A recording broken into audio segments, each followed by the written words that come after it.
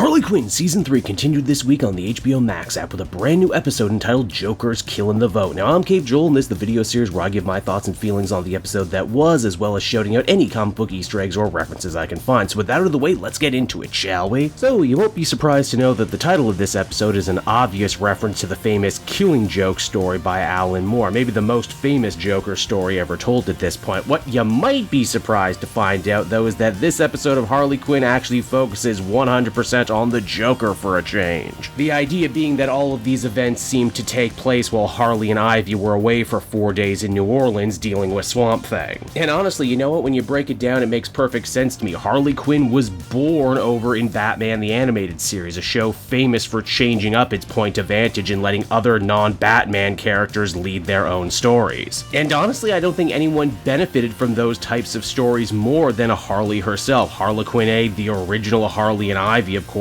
all come to mind, so letting her show do the same for other characters is pretty damn cool if you ask me. As we join the episode, the Joker is still living an idealized suburban dad life with his brand new family, complete with cheesy 80s sitcom opening credit scene. The lyrics of this new theme are laugh out loud hilarious, by the way. They're basically the greatest hits of Joker lines that people know, and of course plenty of memes for good measure. We got the "we live in a society" and "oh, I feel we're destined to do this forever, you and I." Even the little dance number from the Joaquin Phoenix movie gets a nod. As we soon discover, though, not is all well in Jokerland. It seems that no matter what the Clown Prince does with his life, he just has this unfortunate habit of attracting arch-nemesises, arch-nemesi, whatever. In this case, it's another PTA mom named Debbie, voiced by the always funny Amy Sedaris. Debbie is using her clout and connections to keep Joker's stepkids out of a very important immersion program that he wanted them to be involved in so they didn't lose track of their own Hispanic heritage. Hey, wait a minute, did Joker end up getting involved with a Hispanic family because Cesar Romero was the first guy to play him on television, or am I just reaching on this one? Now, the old Joker probably would have killed this lady just for getting in his way, but despite all of that, it seems that he really is a saner man now, and when things don't go his way, he decides to bribe Debbie, and when that doesn't work, he's spurred on to maybe try and change things in the city at a local governmental level, which in turn ends up bringing us right back to the Jim Gordon storyline for this season. His mayoral campaign still isn't able to get off the ground, and Barbara assumes it's because her dad isn't actually saying anything or standing for anything as a leader, even though she knows deep down he's a good guy and that if he spoke from the heart, people would probably like him the same way she does. Again, I think it's pretty fitting for Gordon's character. He only wants the respect that comes with being mayor without actually having to put in any of the work. His problem is that he's always looking for the biggest, quickest fix possible. By far, though, the biggest stumbling block is once again Two-Face dripping poison in Gordon's ear and putting a massive wedge between him and his daughter, while also teaching him the ancient political art of just kind of trailing off, which he utilizes several times throughout the episode. Now, when the old mayor finally does end up dying, Gordon and Two-Face think that they have the election in the bag. That is, until the Joker returns to throw his own hat into the race. Of course, at first, everyone in Gotham just jumps to the conclusion that he must be back to his old supervillain ways. Credit where credit is due to the people of Gotham. Normally in the comics, that is how it goes. Joker has gone sane in the past, just never for long. He usually ends up going crazy again, and with a vengeance, too. And hey, speaking of Batman villains running for mayor, there's actually a long, proud tradition of it. Penguin, of course, ran for mayor in the old Adam West show, then again as Danny DeVito in one of the movies. If I had to guess, though, I would say the writers of Harley took some notes from Sean Gordon Murphy's Batman White Knight series from 2017, as that one was also a story about a sane Joker running for public office promising sweeping citywide reforms. I know I only said it a couple weeks ago, but I think it bears repeating. I really love how the Harley show isn't afraid to adapt newer Batman storylines where it feels like every other movie and TV show just adapts the same 10 stories over and over. As it turns out, the Joker is actually quite a gifted politician and makes for a much better candidate than Jim, mainly because he's willing to actually take strong stances on things like education and mental health care. Also, unlike most politicians who steal in private, the Joker steals out in the open and then gives that money away to people. He even has his own cult of personality. Don't call them J-Bros, though. They prefer the sane clown posse. I also gotta say, I laughed really hard at the debut of the Thrice News Network, a very obvious parody of the Vice News Network, right down to having trendy, well-dressed young people seemingly seemingly always able to get candid interviews with just the most dangerous people in the world like the Joker. Also, lots of fun to be had with the running gag of Joker's goons continuing to shoot each other like this was the beginning of Dark Knight or Reservoir Dogs. As you might have guessed, Joker's newfound political fame ends up going to his head and almost instantly starts to take a toll on his family, proving that maybe the real Joker still is bubbling under the surface there somewhere. Also, geez, after a lifetime of reading comics, I never thought I would say the words taking a toll on Joker's family life, or that I'd actually care about the happiness of Joker's new adopted family, but hey, here we are. These two major stories end up coming to a head at Joker's mayoral rally, which yes, looks 100% like the big Joker parade from the end of Batman 1989, and I mean really, how could it? If you have a Joker parade and don't reference Jack Nicholson, I think that's against the law in like a bunch of different countries. It looks like Mr. J is gonna win by a landslide, that is until Two-Face calls him and says that he's kidnapped Joker's stepkid Benicio and plans to kill him if the Joker doesn't show himself right away. And you know what? He totally does. He barely even needs to think about it. This is a Joker who seemingly has actually changed and is no longer the cruel, self-centered individual he once was. Wow, I was not expecting that when I turned this show on today. Now, what does Gordon think of Two-Face's Hail Mary play? Well, he was in the dark about the whole thing, and when he learns the truth, he calls it a heinous crime, an obvious and hilarious reference to Law & Order Special Victims Unit, where Gordon's voice actor Christopher Maloney played a detective for years, and a role that he recently took up once again in his own spin-off while Harley was off TV. It's also around here too we finally learn why Two-Face had such an invested interest in Gordon becoming mayor. Turns out all he really wanted was to be made district attorney again.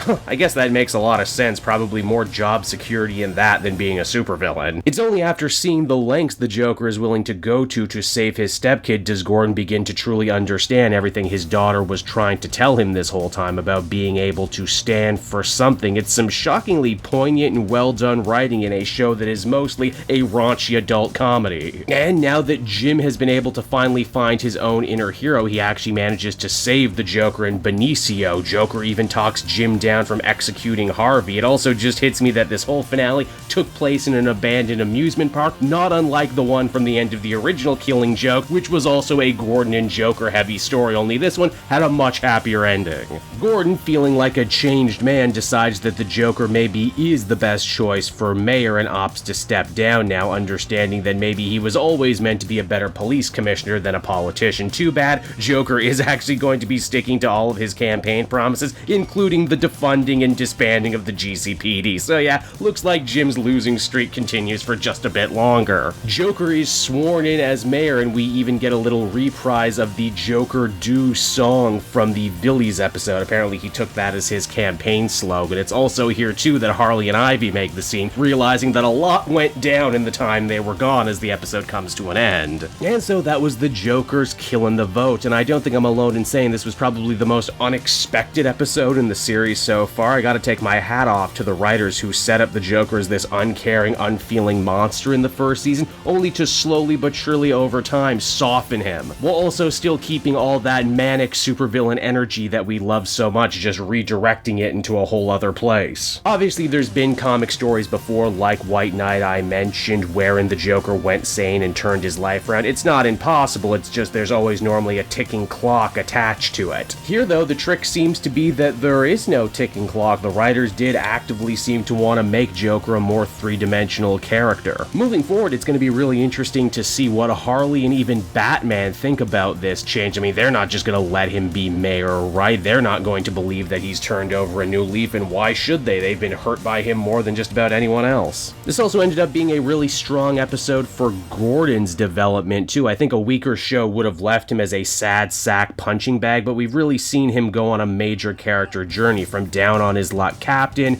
to Ahab with Harley as his white whale, to now coming all the way around to maybe understanding what it means to be a hero, with the real cherry on top being that it was the Joker that showed Gordon that he could change, because if the Joker can change, then anyone can change, right? I guess it's true, one bad day can drive you crazy, but I guess the opposite is also true. One good day can change your life for the better. Overall, I thought this was another really strong offering and proof positive that even if you thought you knew where the Harley show was going, 3 episodes in this series can really surprise you.